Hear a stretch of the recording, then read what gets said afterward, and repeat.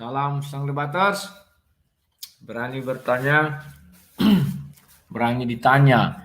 Jangan kerja kau hanya bertanya terus. Kalau bertanya terus, nanti kau jadi begoders. Kawan-kawan, judul yang saya angkat kali ini berkurban untuk apa? Ya, dalam tinjauan dari perspektif Kristen ya kawan-kawan.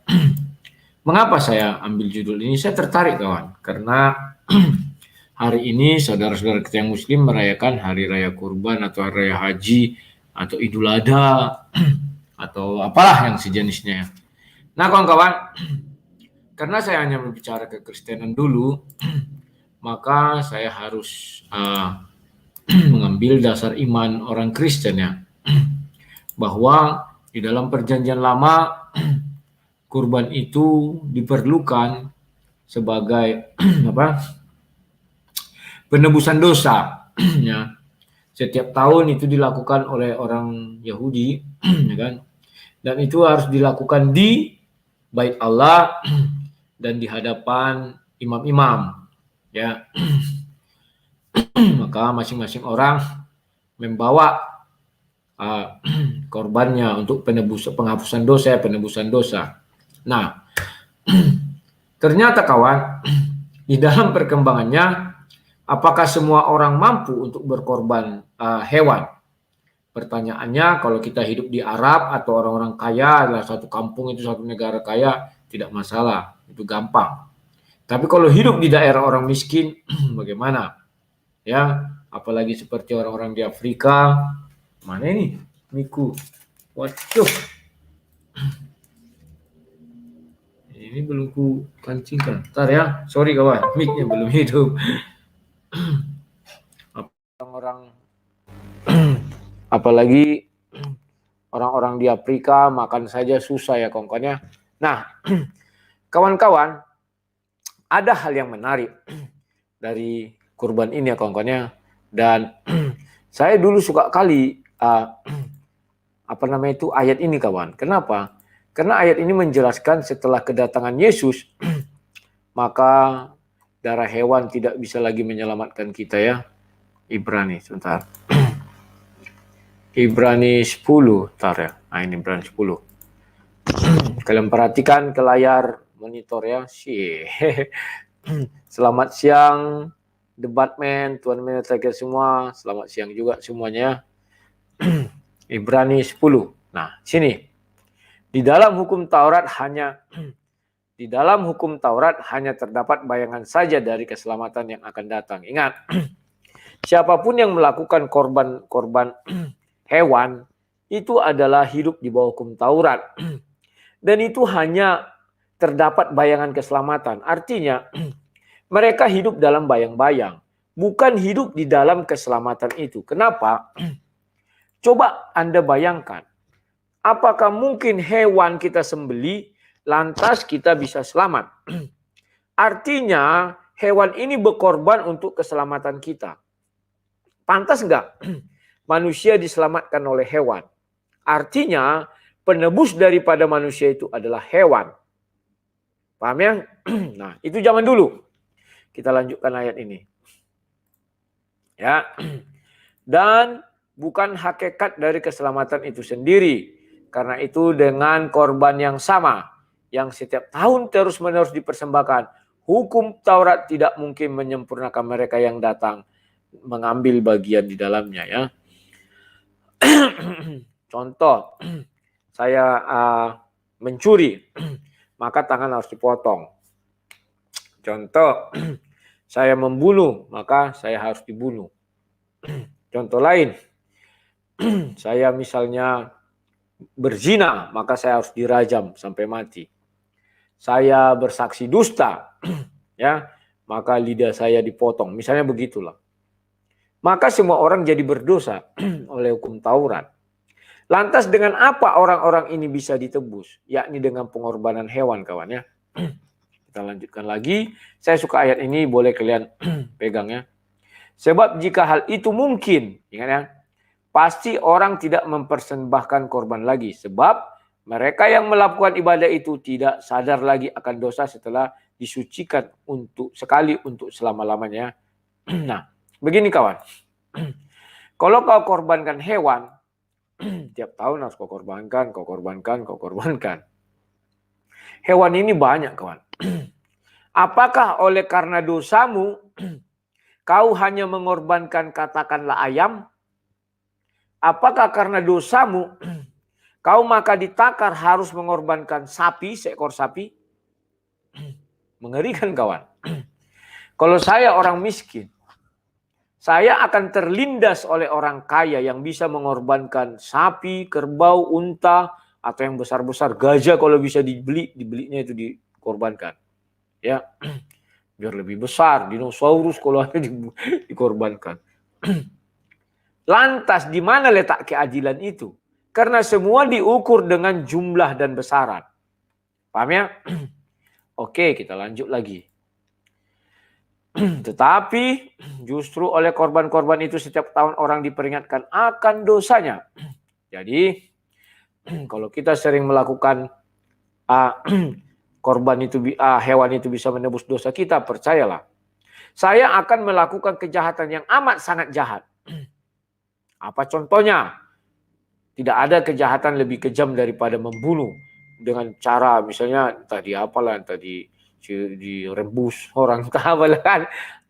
Setelah itu ambil hewan, potong, dosaku terhapuskan. Itu mengakibatkan aku tidak takut lagi berdosa kawan, tidak takut. Gampang kok. Tinggal potong aja ayam, potong aja kambing, entok, bebek segala macam, dosaku dihapuskan. Ya.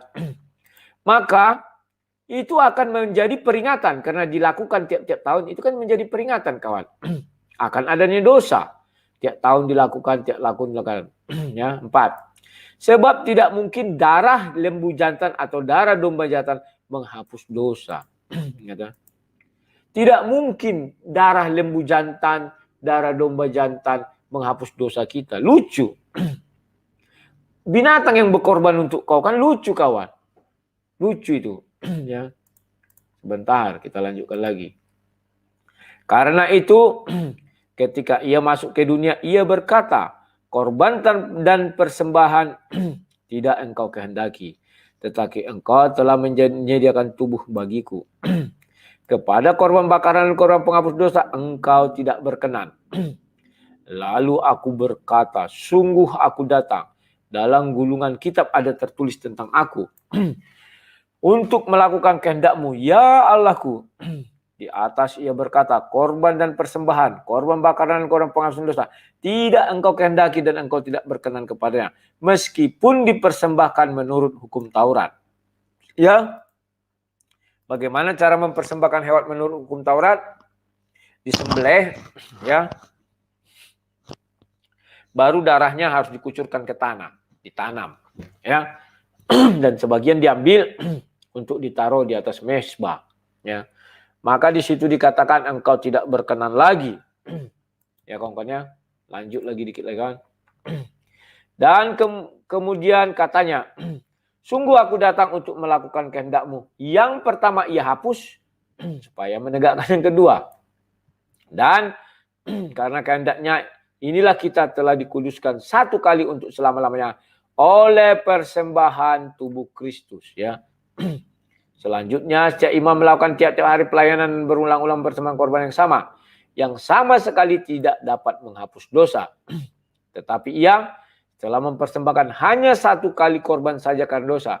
Ia duduk untuk selama-lamanya di sebelah kanan Allah. Dan sekarang, ia hanya menantikan saatnya di mana musuh-musuhnya akan menjadi tumpuan kakinya. Sebab oleh satu korban saja ia telah mencemurtakan untuk selama-lamanya mereka yang ia kuduskan.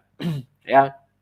Jadi kawan-kawan, setelah Yesus datang kawan, darah manusialah, darah anak domba Allah lah yang bisa menjadi jawaban, yang bisa menyelamatkan. Contoh, nyawa ganti nyawa. Misalnya aku sudah membunuh orang, aku mau dihukum pancung, tiba-tiba datang seseorang, Bapak Hakim yang terhormat, biarlah saya menggantikan nyawa dia. Apakah saya selamat? Apakah tidak? Menurut pertimbangan hukum, kau betul mau? Mau. Maka orang tadi dibebaskan. Jadi saya yang dibunuh menggantikan dia, dipenggal kepalanya, habis.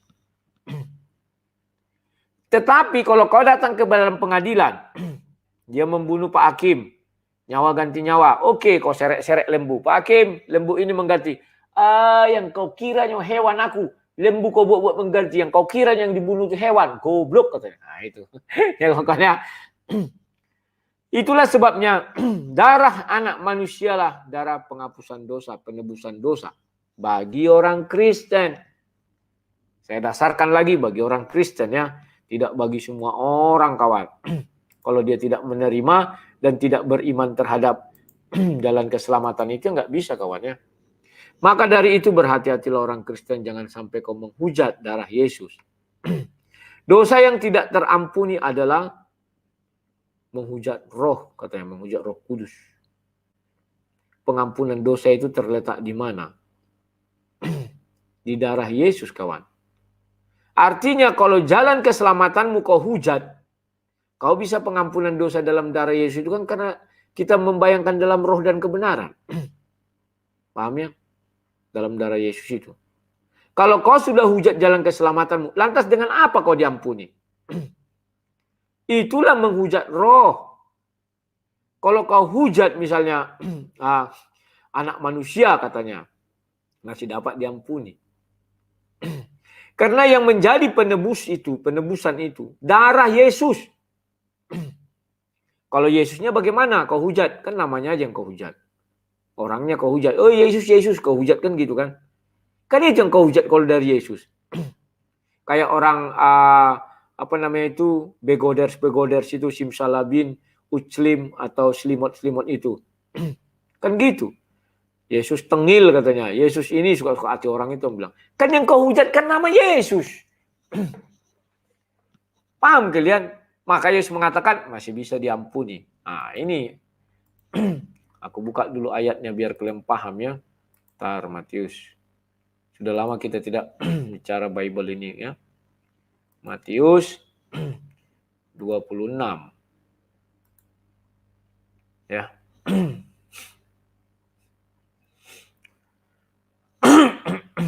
Bentar ya. Ayat 26. Nah ini. Dan ketika mereka sedang makan, Yesus mengambil roti, mengucap berkat, memecah-mecah, lalu memberikan kepada muridnya berkata, ambillah, makanlah, ini tubuhku. Sesudah itu ia mengambil cawan, mengucap syukur, lalu memberikannya kepada mereka yang berkata, minumlah kamu semua dari cawan ini. Sebab inilah darahku, darah perjanjian yang akan ditumpahkan bagi banyak orang untuk pengampunan dosa. Maka barang siapa menghujat darah Yesus, lantas dengan apa kau diampuni? Itulah dosa yang tidak terampuni. Kok begitu sang dapatan? Ya dengan apa kamu diampuni lagi? Sebab jalan keselamatanmu itu kau diampuni adalah dengan darah Yesus itu ya. Apa ini? Akan masuk neraka saja ini. Presley Aslando, Bapak Pendeta Yesus dengan tegas berkata dalam Bible bahwa Anda dan umat yang menyebut Yesus Tuhan akan, ini otaknya ini kan sejengkalnya nih, goblok dia. Matius 7 ayat 21 23 itu. Bukan itu. Tidak setiap orang-orang goblok karena ada perkataan di situ tidak setiap yang dikiranya seluruhnya. Tidak setiap kan artinya tidak seluruhnya. Ya udah, abaikan saja. Ya. Sudah paham ya? Jadi menghujat roh kau tidak akan diampuni. Menghujat anak, Petrus menyangkal Yesus. Maka Yesus di depan bapaknya menyangkal Petrus. Tetapi ingat, Yesus memberi maaf kepada Yesus. Bapa ampunilah mereka sebab mereka tidak tahu apa yang mereka perbuat. Dan Petrus sudah meminum darah Yesus. Tidak sekalipun Petrus menghujat darah Yesus. Andai kata Petrus menghujat darah Yesus, maka tidak ada jalan pengampunan dosa bagi dia. Tidak ada. Itulah yang dibilang menghujat roh, maka tidak ada ampun bagimu. Kenapa? Kau percaya darah Yesus itu sebagai penebusan dosa. Itu bukan dalam keadaan yang sesungguhnya. Hanya dalam roh dan kebenaran. Gak ada yang lain. Kalau kau bilang darah itu, ya mau kemana kau cari darah Yesus? Tidak ada lagi kawan. Maka dibuat Yesus anggur itu gantinya. Dan Yesus sudah memateraikan itu kawan, perjanjian itu. Paham ya? Jadi kalau kau hujat darah Yesus, dia dibilang sini, untuk pengampunan. Sebab inilah darahku, darah perjanjian. Ya, itu adalah dari perjanjian antara Yesus dan umatnya atau pengikutnya. Pergilah jadikan seluruh bangsa muridku. Itu darah perjanjian. Kalau orang Yahudi, perjanjian kekalnya apa? Itulah sunat. Kalau pengikut Yesus, perjanjian kekalnya apa? Itulah darah Yesus. Sudah paham ya kawan-kawan ya? Oke. Agar bahasan kita menarik. Ingat ya, sudah saya katakan. Darah hewan tidak bisa lagi menyelamatkan. Sekarang kita berpindah dulu. Mengenai hari raya Idul Adha yang diadakan sekarang atau hari raya kurbannya atau haji apalah. Apakah dasar saudara-saudara muslim kita bicara tentang hari raya itu? Ya, oke. Saya tidak akan menyimpulkan, tetapi saya akan berbicara tentang apa ya? Bertanya saja. Inilah dasarnya.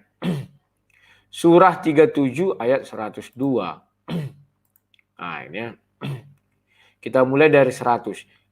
Ketika Ibrahim berdoa kepada Tuhan. Ya Tuhanku, anugerahkanlah kepadaku buka kurung tutup kurung seorang anak yang termasuk orang yang soleh. Maka kami beri kabar gembira kepadanya dengan kelahiran seorang anak yang sangat sabar. Buka kurung tutup kurung Ismail. Kalau di sini Ibrahim meminta seorang anak. Maka diberilah yang namanya Ismail. Cuman ibunya si Ismail kita nggak tahu siapa ya. Karena bisa jadi Ismail dan Isa itu kakak beradik kawan. Dalam satu ibu. Karena tidak jelas kan ya. Maka ketika anak itu sampai umur sanggup berusaha bersamanya. Ibrahim berkata, wahai anakku, sesungguhnya aku bermimpi bahwa aku menyembelihmu. Maka pikirkanlah bagaimana pendapatmu.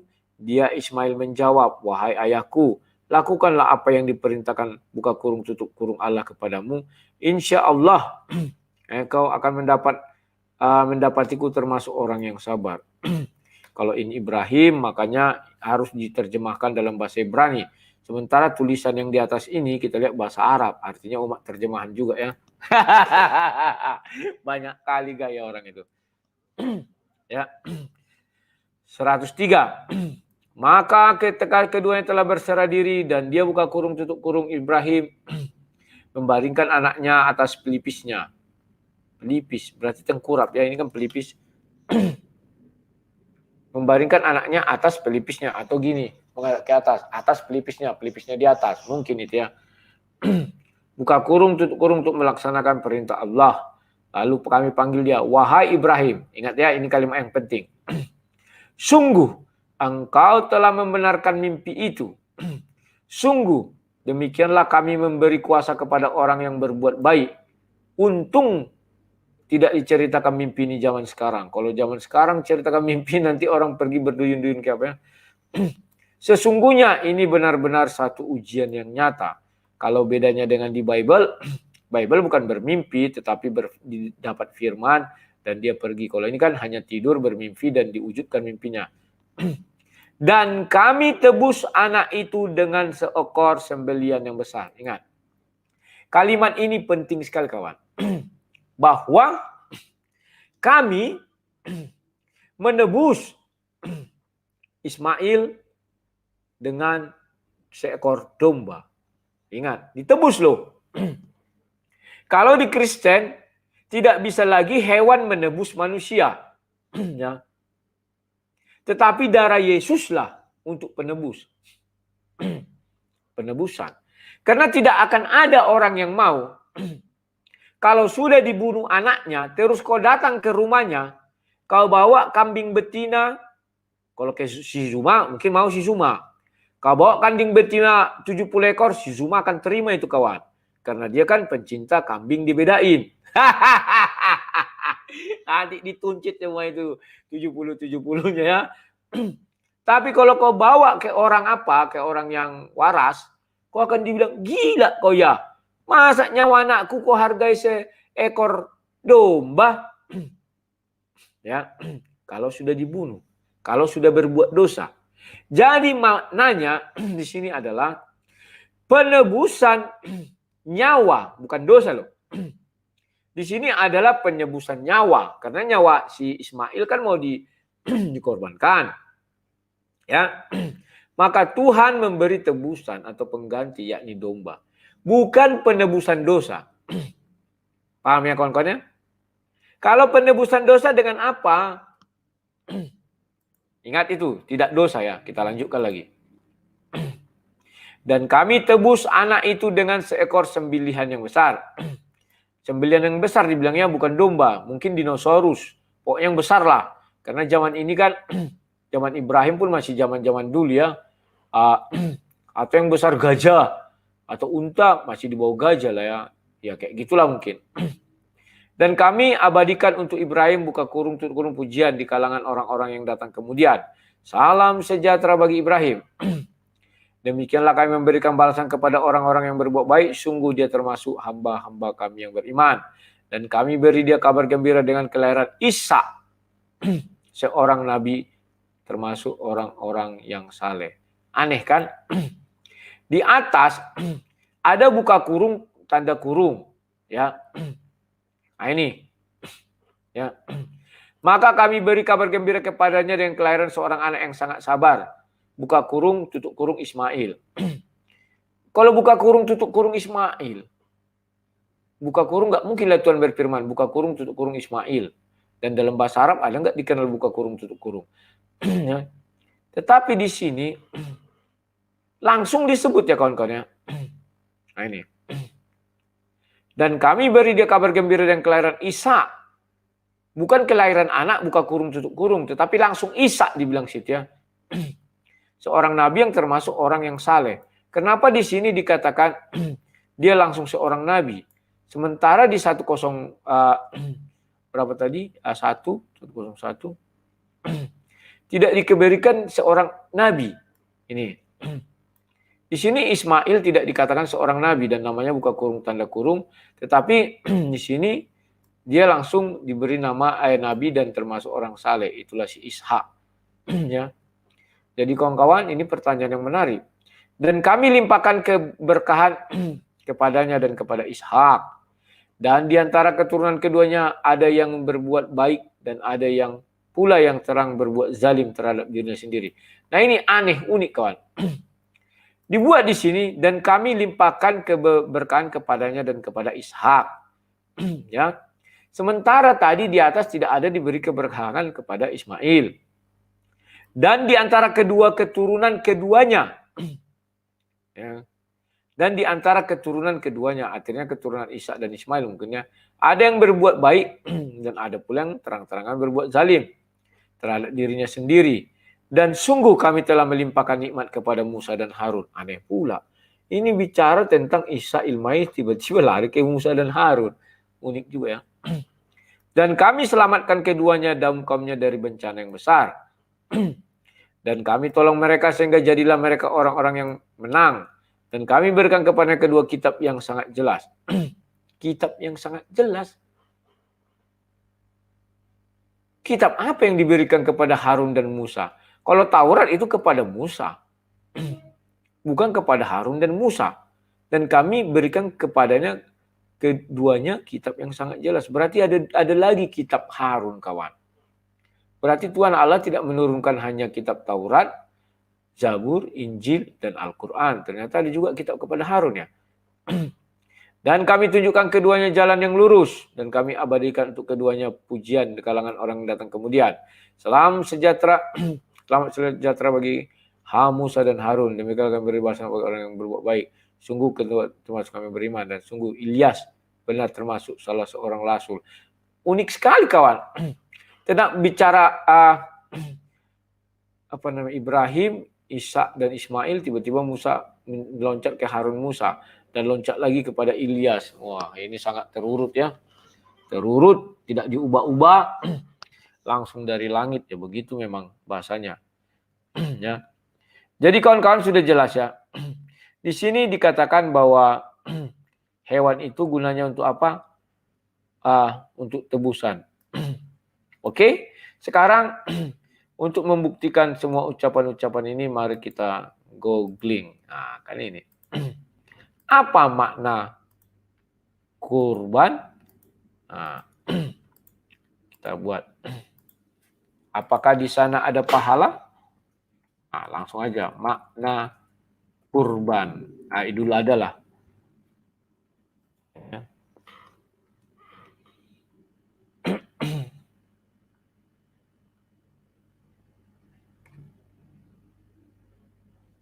Kalau ini dibuat gini.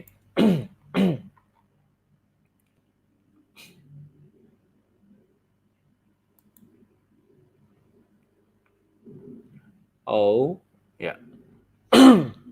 Kita cari ya. Hukum kurban Idul Adha, makna pengorbanan dan keutamaan bagi umat muslimnya. Nah, ini kita cari ya. Perintah melaksanakan ibadah Quran saat Idul Adha tertuang dalam surah Al-Hajj ayat 34 yang artinya, dan bagi setiap umat telah kami syariatkan penyembelihan kurban agar mereka menyebut nama Allah atas rezeki yang dikaruniakan Allah kepada mereka berupa hewan ternak. Maka Tuhanmu ialah Tuhan yang esa. Karena itu berserah dirilah kepada kamu kepadanya dan sampaikanlah buka kurung tutup kurung Muhammad kabar gembira kepada orang-orang yang tunduk patuh. Jadi kawan-kawan, ternyata kurban itu tidak ada hubungannya dengan Ismail. Tidak ada hubungannya, kawan. Ya, lo kok bisa begitu sang debater? Lah ayat ini. Ternyata kurban itu dikatakan di ayat ini surah berapanya sebentar. Al-Hajj 34. Dan bagi setiap umat telah kami syariatkan penyembelihan kurban agar mereka menyebut nama Allah atas rezeki yang dikaruniakan Allah kepada mereka. Jadi hari raya kurban ini adalah menurut Al-Hajj 34 itu karena mereka mendapat rezeki, maka mereka harus menyerahkan sebagian rezekinya sambil menyebut nama Tuhan. Jadi tidak ada urusannya seperti si Ibrahim dan Ismail atau Ibrahim dengan anaknya, karena Ismail tidak disebutkan di sana ya. Paham kalian ya? Kalau Ibrahim kepada Ismail diberikan korban hewan itu sebagai penebusan. Itulah sebabnya kalau kalian bilang Yahudi juga diberikan hewan korban hewan itu ya kongnya. Tapi di sini tidak demikian dikatakan. Oke, lanjut. Dan lain sebagainya lah. Kalian lihatlah di situ nanti ya. Ini. Dibuat sini sebagaimana Allah Rasulullah SAW bersabda, sesungguhnya hal pertama yang kita lakukan pada hari ini adalah sholat. Kemudian kembali dan memotong kurban. Barang siapa yang mendahulukan itu berarti yang mendapatkan sunnah kami. Dan barang siapa yang menyembelih sebelum itu maka daging sembelihannya untuk keluarga tidak dinilai sebagai ibadah kurban sama sekali. Ya. Jadi harus disembelih pada hari yang tepat. Kalau enggak tidak dimasukkan ibadah kurban. Nah, sekarang kalian sudah tahu apa makna berkurbannya. Berkurban itu karena kalian sudah diberi rezeki. Jadi kalian ingin membalas rezeki itu ya. Sekarang pahala kurban. Lihat. Apakah kalau kita berkurban ada pahalanya? 10 nih. 10 pahala orang yang media pakuan. 10 pahala orang yang berkurban di hari raya Idul Adha nomor 5. Subhanallah. 1. Derajat naik mulai dari ketika membeli hewan kurban. Derajat suhunya atau apanya. Nanti kena corona suhunya naik. 2. Amalan yang disukai Allah. 3. Dihapus keburukannya. 4. Menyelamatkan dari bahaya dunia akhirat. 5. Mendapat kasih sayang Allah. 6. Amalan yang paling dicintai Allah. 7. Memuliakan syiar Islam. 8. Mendapat jalan kebaikan dunia akhirat. 9. Didoakan malaikat. 10. Pahala kebaikan untuk keluarga yang terdekat. ya. Cuman sayang, ini tidak disebutkan ayatnya di mana itu kawan. Tetapi memang, ini coba ini ada 5. Kalau kita dengar dari saudara-saudara muslim, ini ada nih kayaknya mantap nih. Oh ini sama aja ya, berkorban itu Al-Hajj 34. Bentar ya. Nah ini, Allah SWT berfirman dalam Al-Hajj 37. Daging-daging unta dan darahnya itu sekali-sekali tidak dapat mencapai keridhaan Allah. Tetapi ketakwaan dari kamulah yang dapat mencapainya. Ya kan? Jadi memang itu untuk ketakwaan saja karena dia sudah diberkati ya. Ibadah kurban memiliki keutamaan. Pertama, disukai Allah SWT. Jadi kawan-kawan, bagi siapa saja yang berkurban disukai oleh Allah SWT. Kebalikannya, orang yang tidak dapat berkurban, bagaimana? Apakah tetap disukai Allah SWT atau malah tidak disukai? Kebalikannya, atau abstain dibiarkan saja. Suka tidak, benci juga tidak. Jadi orang miskin itulah deritamu. Nah, kan gitu. 2. Jadi kendaraan di akhirat. Astaga. Kalau kupotong 10 kambing tiap bulan, tiap tahun. Berarti 10 tahun 100 kambing. Naik 100 kambing lah aku ke akhirat. Aneh-aneh aja. Siapa yang bilang ini? Jadi kayak bodoh kali kita membacanya, termasuk aku ya. Jadi aku bingung sendiri gimana sih. Sebenarnya kendaraan itu ada berapa sih dalam Islam? Kalau Nabi Muhammad naik burak ke langit. Apalagi kendaraan unta, apa segala macam. Nabi Idris melemparkan sandalnya ke surga naik apa? Atau menitipkan sandal itu ke surga naik apa? Kalau iblis kendaraannya ular. Ya kan? Lantas apalah? Aduh. Biarlah jadi pertanyaan mereka. Lanjut. Ya. Imam Rafli dan Imam Ibnu Rifah menuturkan hadis Simu yakum fa innal ha alas syirati mat hayakukum. Ya, berdasar buka kurung dan tutup kurung, besarkanlah hewan-hewan kurban kalian, karena sesungguhnya hewan-hewan itu akan menjadi tumpangan kalian di sitrat jembatan. Kadang saya melihat menjadi bertolak belakang semuanya antara isi Al-Quran dengan hadis-hadis dengan pendapat ulama. Ya kan? Katanya ada pedang yang bisa membela 7 rambut. Kita disuruh berjalan di atasnya. Oh, mungkin begini ya. Orang yang tidak pernah berkorban berjalan kaki di atasnya, maka luka-luka kakinya. Orang yang berkorban, hewan itu yang luka-luka kakinya, sehingga dia selamat. Apa begitu ya? Malangnya nasibmu yang nggak pernah berkorban. Tapi itu kan kata orang itu ya, bukan kata Tuhan. Saya lebih suka sebenarnya membaca Al-Quran daripada kayak gini hadis-hadis ini. Pahala di setiap 1 tetes darah. Jadi kalau orang-orang kaya itu, kayak sekarang si YouTuber itu kan siapa? Namanya itu yang kawin sama anak artis itu. Lupa aku namanya. Dia membeli sapi limosin 1,4 ton. Berarti kalau darahnya itu buatlah 5 liter atau 10 liter karena gemuk kali ya. 5 liter, 6 liter lah. Maka ada pahala di setiap tetesannya. Kalau 5 liter itu bisa nggak kita kira-kira sekarang hampir 100.000 tetesan. Atau 200.000. Berarti 200.000 pahalanya kawan. Lah, orang yang miskin, dia nggak dapat pahala, tapi dia dapat daging lah, kan gitu ya.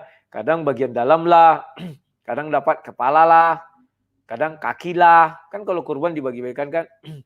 Sementara mereka yang memberi kurban itu dapat pahala dia. Ya. Yang lain dapat kepala lah, badan lah, usus lah, perut lah, kaki lah, dibuat sop ya segala macam.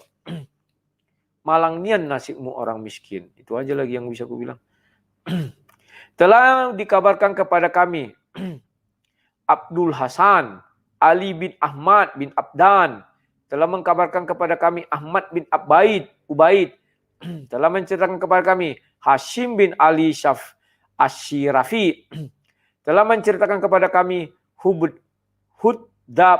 Hudbah bin Khalid, telah menceritakan kepada kami Salam bin Miskin. Ada pula bin Miskin namanya ini. Tak lagi mamaknya ini membuat nama yang lebih baik. Salam bin Miskin. Dan Aidzilah dari Abu Dawud. Dari Zaid bin Arkam. Radhiyallahu anhu. Bahwasanya para sahabat bertanya kepada Rasulullah sallallahu alaihi wasallam, apakah kurban-kurban ini? Beliau menjawab, sunnah bapak kamu sekalian. Kayak mana? Beliau menjawab, sunnah bapak kamu sekalian. Oh, Ibrahim alaihissalam. Sahabat bertanya, pahala apa yang kami dapatkan darinya? Rasulullah menjawab, setiap tetes darah adalah kebaikan. Ada pahala, kawan. Sementara ketika Ibrahim melakukan itu, dia nggak ada dapat pahala. Tetapi itu sebagai tebusan. Nah, sekarang mereka melakukan ini sebagai pahala. Atau kendaraan menuju akhirat, ya. Pahala itu, atau apa ya. Kita lanjutkan lagi ya. 4. Pahala di setiap helai rambut. Kok rambut juga?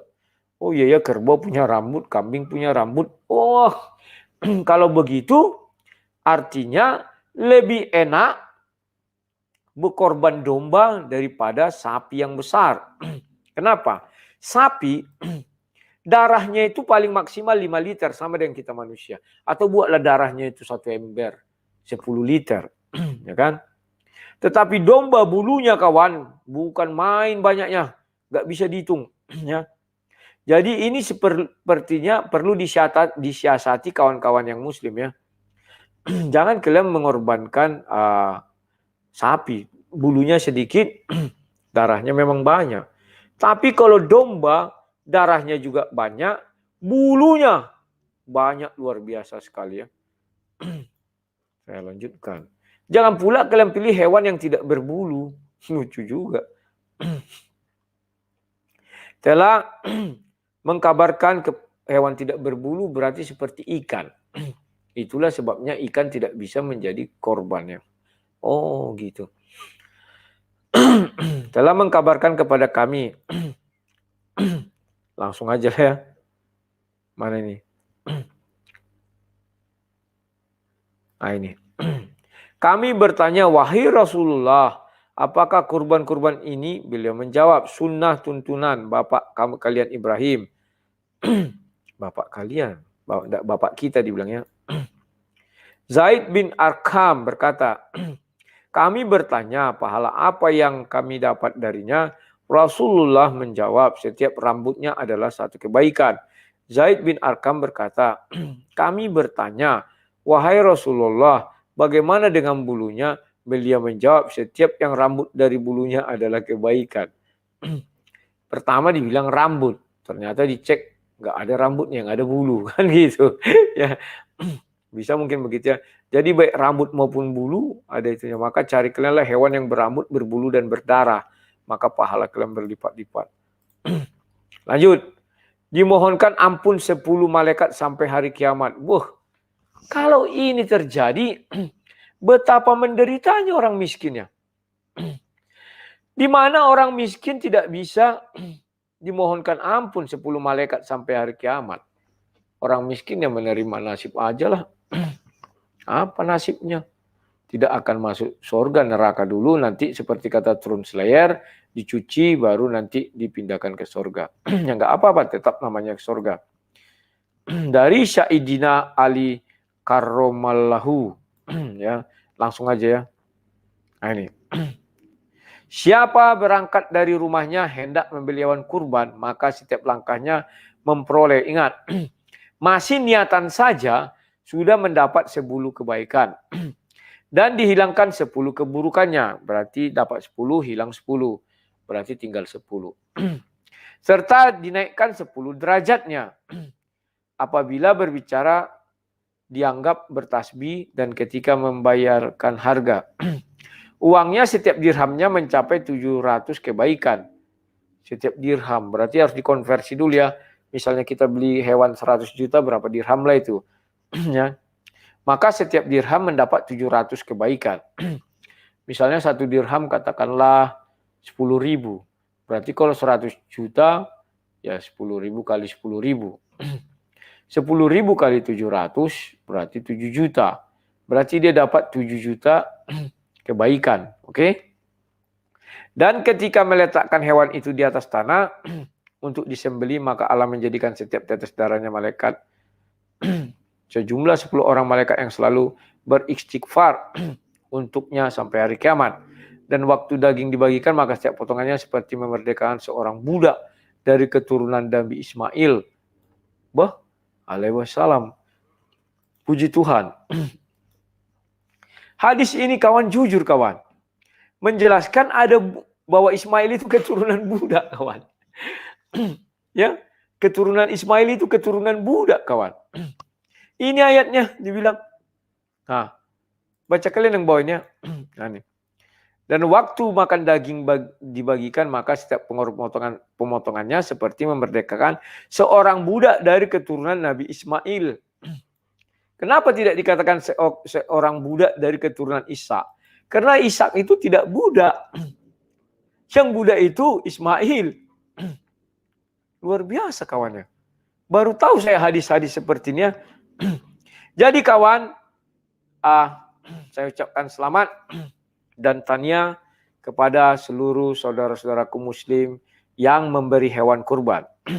Karena janji bagi kalian semua yang berkorban itu adalah pahala, ada penutupan kayak kesalahan, dan setiap helai rambut, helai bulu, liter darah atau tetes darah itu ada pahalanya.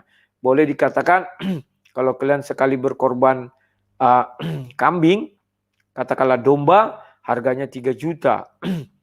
Maka 3 juta itu kawan dibuat dulu ke dirham, setelah itu dikalikan 700. Kalau 10.000, 3 juta berarti hanya $300. 300 kali 700, 210.000. Lumayan juga. 210.000, kalau kalian nanti dapat lagi bulunya. Bulunya kalau dihitung total, mulai kalau bulunya tercincang-cincang ya, cincang 5, berarti kali 5. Bulunya buatlah 1 juta. Berarti pahala kalian udah 1.210.000 ya. Tambah lagi tetes darahnya. Wah, nggak tahu lagi aku. Selamat kepada saudara-saudaraku yang memberikan hewan kurban. Tetapi terimalah nasib kalian saudara-saudaraku yang tidak bisa berbuat apa-apa atau yang menerima daging korban. Karena kalian miskin, tak bisa mampu membeli, maka yang kalian terima hanyalah apa ya? Nggak tahu. Artinya kalian yang memberi pahala kepada orang-orang sana.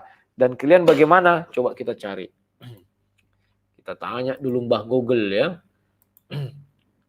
Mbah Google, kita buat pahala penerima korban. Penerima kurban. Apa ini? Gak ada pula, Bah. Yang ada pahala melaksanakan kurban. 6 hikmat dalam berkurban. Hukum kurban sekeluarga. Keutamaan menyembelih hewan. Bah. Pahala menerima. Bukan penerima, menerima hewan. Kurban atau daging hewan kurban ya. Pahala berkurban. Berkurban. Gak ada ya kawan-kawan ya. Ya sudahlah, berarti saya nggak melakukan sebuah kebodohan ya. Yang ada itu pahala berkurban kawan. Pahala penerima kurban tidak ada kawan. Jadi maaf saja saya belum temukan. Nanti kalau kalian temukan ya kasih tahu saudara-saudara yang lainnya. Siapa tahu penerima kurban lebih besar pahalanya, maka tidak usah kalian berkorban. Jadilah penerima korban. Tapi itu tak mungkin kawan. Tak mungkin orang yang berkorban pahalanya sedikit daripada orang yang tidak berkorban. Jadi orang yang tidak berkorban Kalau kau bermimpi tentang sorga, bahwa kau bisa melampaui orang-orang kaya, mimpi kau, mimpi. Tidak ada. Mimpi kawan. Dalam satu hari dia berkorban, misalnya kambing yang domba yang dia korbankan itu 20 ekor, ya kan? Harganya 20 misalnya kali 3 juta. Sudah 60 juta. Misalnya 1 dirham itu 10.000. Maka dia sudah 6.000 poin dapat, 6.000 dirham. Kali 700. Ya, sudah 4,2 juta pahala dia. Satu hewan buat darahnya itu 5 liter kali 20, 100 liter. 1 liter, 5 liter itu buat 10.000 tetes misalnya. Ya kan? Buatlah seperti itu. 10.000 tetes. Kali 20, udah 200.000 tetes. Jadi pahala dia sudah juta-jutaan. Orang yang menerima, gak ada pahalanya. Pedih kali kawan. Jadi kalau ada kalian dengar orang hanya untuk membesar-besarkan hati kalian ya itu. Ya Allah maha mengetahui dan maha adil. Ya Allah di situ adil sekali. Tidak mungkin orang yang capek-capek mengeluarkan uang, pergi ke sana, terus dia nggak dapat pahala lebih banyak daripada orang yang menerima. Nggak mungkin. Ya kawan-kawan ya. Dan nanti malam, jangan kalian lewatkan. Saya akan membahas sesuai permintaan daripada subscriber di WA saya. Bang, apakah kita orang Kristen bisa menerima hewan kurban dan memakannya? Menarik kawan. Menarik. Kan kita sudah lihat apa makna hewan kurban itu ya. Bahwa itu diberikan sebagai rasa syukur kepada berkat yang diberikan Allah. Ingat. Definisinya itu. Al-Hajj 34. Maka kita sebagai orang Kristen bagaimana? Kita misalnya menerima atau memberikan hewan kurban bagaimana? Kalau dipandang dari agama Kristen, kau harus masuk Yahudi, baru bisa mengorbankan hewan. Tetapi kalau kau sudah Kristen, tak ada guna kau berkorban. Ibrani 10. Sia-sia. Karena darah hewan tidak menyelamatkan. Itu dari pandangan Kristen. Kalau kau bilang, itu kau berikan untuk saudara-saudara kita yang Islam. Kita meninjau dari sudut agama ya, bukan dari sudut kemanusiaan. Maka apakah Al-Quran mengizinkan orang kafir memberikan hewan kurban? Karena ini menyangkut pahala. Bukan menyangkut kepala lah. Badan lah. Daging lah. Bukan, ini menyangkut pahala. Apakah kau dapat pahala? Tidak. Kau kafir. Enggak bisa. Dan kau tidak bisa dijadikan penolong. Jangan jadikan kafir itu penolong. Itu pembukaan dari saya. Nah, sekarang bagaimana dengan orang yang Kristen menerima berkat itu? Ingat, Tuhanmu siapa? Allah Maha Pencemburu.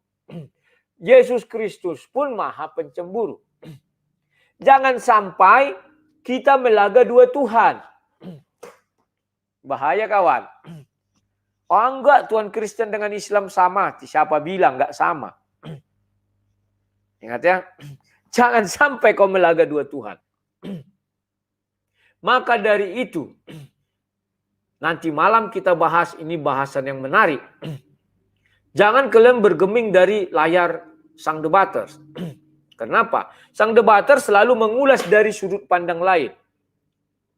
Tetapi tidak berani menyimpulkan ajaran Islam. Hanya bertanya dan membukakan, membacakan. Kalau dari agama Kristen berani, karena itu agama saya. Paham ya? Jangan lewatkan kawan. Mumpung ini di masa pandemi, kita akan belajar.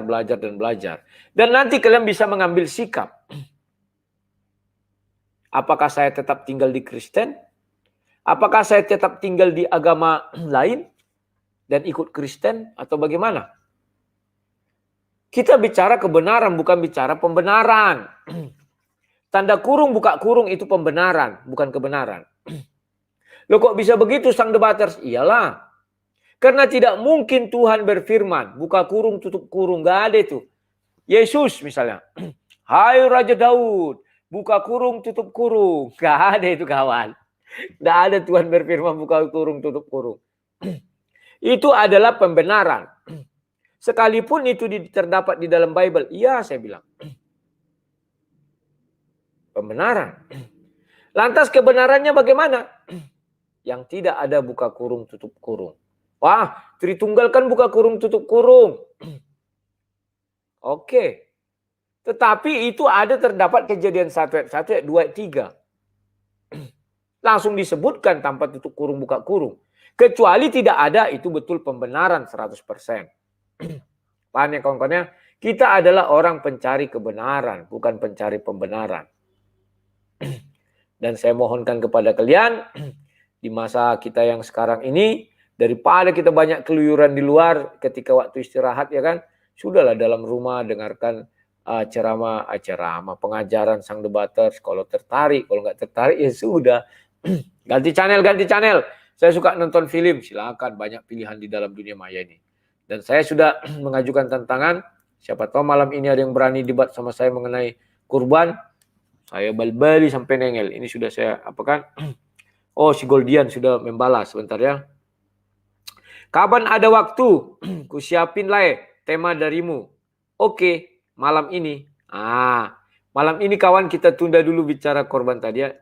Atau nanti saya sore masuk lagi. Malam ini kita bicara kurban. Siap. Berani nggak dia? Enak kawan. Sebagai orang yang sudah mengabdikan diri kepada perdebatan, ya itulah saya. Ya. Oke kawan-kawan, jangan lupa ini saya tetap harus beriklan. Karena agar pembangunan rumah anak terang tidak mandek, saya memiliki sejenis hutang tagihannya. Karena saya sudah membeli seng, tapi belum lunas. Ini ya, sebentar saya tunjukkan kepada kalian. Bagi siapa yang mau berdermalah agar impian atau proyek percontohan ini tidak gagal total ya. Ini. Nah, nampak ya kawan-kawan ya? Nah, wajah saya biar aja jelek. Nah, ini. Apa dituliskan di sini ya? Oh, aku baru bayar 13 juta, sisa 31.500.000 buat seng ya. Rangka bajaringan aku beli bahannya ya kawan-kawannya. Ini dibuat 13 juta. Ini apanya kekurangannya ini nih. Ini nih. Ini nih. 31 ya kawan-kawannya. Ini nomor teleponnya. Kalau kalian mau telepon ada enggak ya? Ini namanya. Ini PT apa itu ada itu. Terbalik. Ya, kok dia terbalik ini. Nah, ini PT apanya ya? Nah, ini kekurangannya ini. Nah, ini. Oke kawan-kawan. PT-nya apa namanya kemarin? Ini deskripsi barang-barang yang saya beli. Dan nanti saya tinggal cari tukangnya. Tukangnya itu kemarin sudah saya nego. Membuat rangkanya itu semua 25 juta. Waktu kerja 1 bulan katanya. Jadi begitu ini kan dikit lagi selesai. Nanti ketika rangka naik kami tinggal melantai. Ini ya barang-barang yang saya beli. Ini dia semua. Yang 44 juta itu itulah. Ya kawan-kawannya, kalau nama PT-nya nanti ku carilah biar kalian misalnya ada yang masih curiga-curiga atau ingin telepon. Kan orang kadang gitu kawan ya, aneh-aneh saja. Kemarin sih ini ada kartu nama orang itu kayaknya. Tunggu kuliah kawan-kawannya. Mudah-mudahan ada. Di sini ada enggak ya? Wah, enggak ada. Uang tinggal segini lagi. Enggak ada. Nanti saya cari dulu kawan-kawan. Oke kawan-kawan, kita jumpa nanti sore. Saya akan bicara mengenai yang tadi karena malam si Goldian nantangin ini kawan. Aku suka gaya si Goldian ini. Dia ibaratnya meskipun dia tahu orang-orang yang apa ya kemampuannya kurang, tapi dia sok-sok berani ya nggak apa-apa. Orang-orang seperti ini kita butuhkan agar kita bisa berbicara tentang kerohanian itu secara bebas dan kita bisa memberikan edukasi kepada banyak orang. Kalau ada kalian lihat di situ agak ngotot-ngototan, itu biasa saja itu. Itu efek yang timbul daripada emosi, kan masing-masing orang harus bisa jaga emosi ya. Nah kawan-kawan, saya cukupkan dulu sampai sekian. Tonton video ini berulang-ulang, kalian akan mengerti apa yang saya maksudkan. Salam sang debaters.